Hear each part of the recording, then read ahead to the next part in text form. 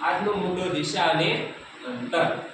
એમાં આપણે શીખીશું પાયથાગોરસ પ્રમેય પ્રમાણે જે દાખલાઓ આવે છે અંતરના, બરાબર, કે એમાં 2-4 પ્રશ્નો એવા હોય જે આપણે નીચે લખ્યા છે પ્રશ્ન. તો સમજીએ પ્રશ્નને કે પાયથાગોરસ પ્રમેય પ્રમાણે જેવા પ્રશ્નો આવે છે એમાં રાજુ ઉત્તર દિશામાં મુખ રાખીને ઊભો છે, બરાબર, ત્યાંથી તે ડાબી બાજુ 4 કિમી ચાલે છે, ફરી તે પાછો વળે ડાબી બાજુ કેટલા કિમી ચાલે છે? 3 કિમી.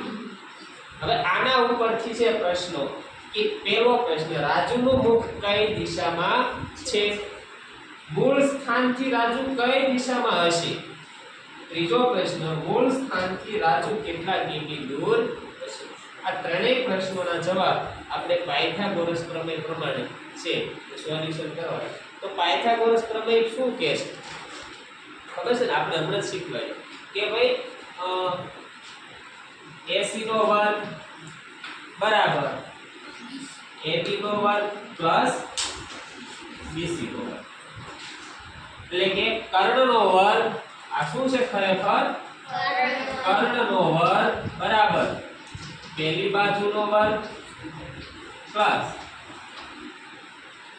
બીજી બાજુનો વર્ગ, એ બેનો સરવાળો એ કર્ણનો વર્ગ હોય. સમજીએ. ચાલો આપણે પહેલા જોઈ લઈએ કે રાજુ ઉત્તર દિશામાં, તો આપણે એવું નક્કી કર્યું કે ભાઈ ઉત્તર, દક્ષિણ, પૂર્વ અને પશ્ચિમ આ દિશા દર્શે. હવે આ રાજુ ઊભો છે કઈ દિશામાં? ઉત્તર દિશા તરફ મુખ રાખીને ઊભો છે. તો હવે ત્યાંથી તે ડાબી બાજુ વળે છે. ડાબી બાજુ એટલે કઈ બાજુ વળશે? પશ્ચિમ દિશા, બરાબર. ઉત્તર દિશામાં મુખ રાખીને ઊભો હોય એટલે ડાબો હાથ કઈ દિશામાં હોય? પશ્ચિમ દિશા. તે બાજુ વળે કેટલા કિમી ચાલે છે? 4 કિમી. તો લખી નાખો 4 કિમી, એટલે કે આ રીતે, બરાબર. હવે પાછો તે ફરી ડાબી બાજુ વળે છે. ડાબી બાજુ એટલે કઈ? આ, બરાબર ને? કેટલા કિમી ચાલે છે? 3 કિમી, બરાબર. તો આયા છે આટલું ચાલ્યો અને એના ઉપરથી 3 પ્રશ્નો છે. પહેલો પ્રશ્ન જોઈએ કે રાજુનું મુખ કઈ દિશામાં છે? ચાલો ગણાવો જોઈએ. રાજુનું મુખ કઈ દિશામાં છે? દક્ષિણ દિશા. સરસ. કઈ દિશામાં? દક્ષિણ. બીજો પ્રશ્ન, મૂળ સ્થાનથી રાજુ કઈ દિશામાં હશે? મૂળ સ્થાનથી, આ મૂળ સ્થાન છે ત્યાંથી રાજુ કઈ દિશામાં છે? જો આ દિશા જોવાની છે, બરોબર. બોલતે વૈશાલ નૈઋત્ય. કઈ? નૈઋત્ય.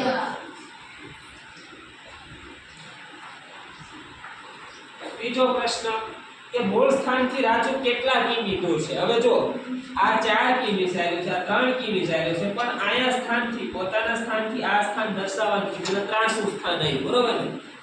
ત્રાસુ માપ આવ્યું. તો આમાં પાયથાગોરસ પ્રમેય લાગુ પડે, બરોબર. જે આપણે નિયમ શીખ્યા છે કે ચાલો આ 4 કિમી અને આને શું કહેવામાં આવે છે? તો હવે કર્ણ, બરોબર. એ માપ આપણે શોધવાનું છે. તો આપણે માપ જે લખ્યો છે નિયમ, એમાં આપણે આ કિલોમીટરને અંતર મૂકીએ તો કર્ણ આપણે શોધવાનો છે, બરોબર. તો નામ આપી દઈએ કે આયા શું છે? A B C, બરોબર. તો હવે આમાં AC શોધવાનું છે, એટલે કે આ કર્ણ. તો AC વર્ગ બરાબર AB કેટલું છે? AB 4 કિમી. તો 4 નો વર્ગ પ્લસ બીજી બાજુ કઈ છે? BC. તો એના કેટલું માપ આપેલું છે? કેટલું ચાલેલો છે? 3. તો 3 નો વર્ગ. AC વર્ગ આપણે શોધવાનો છે, એટલે કે 4 નો વર્ગ કેટલો થાય? 16 પ્લસ 3 નો વર્ગ 9.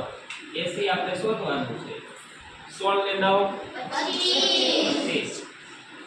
ચાલો 25 ને વર્ગમાં ફેરવવાનું. AC બરાબર 5. તો આ આપણો જવાબ છે કયા પ્રશ્નનો? ત્રીજા પ્રશ્ન. તો મૂળ સ્થાનથી રાજુ કેટલા કિમી દૂર હશે? 5 કિમી. આવી રીતે રીતે છે આ પ્રશ્ન સોલ્વ કરવા. પાયથાગોરસ પ્રમેય જ્યાં જ્યાં ત્રાંસું માપ આવે, જ્યાં જ્યાં 300 કિલોમીટર આપણને કહે કે કેટલો દૂર છે, ત્યારે આ નિયમ આપણે લાગુ કરવાનો છે. એમાંથી ગમે તે પ્રશ્નો પૂછે, આ 3 પ્રશ્નો એમાંથી નીકળે છે. આ પાયથાગોરસ પ્રમેય છે આપણે ખૂબ સારી રીતે સમજવાનું છે. એટલે આમના પ્રશ્નો જે આવે છે, બરોબર, કોયડા આધારિત અંતર અને દિશામાં, એ આપણને સરળતાથી આવડી જાય.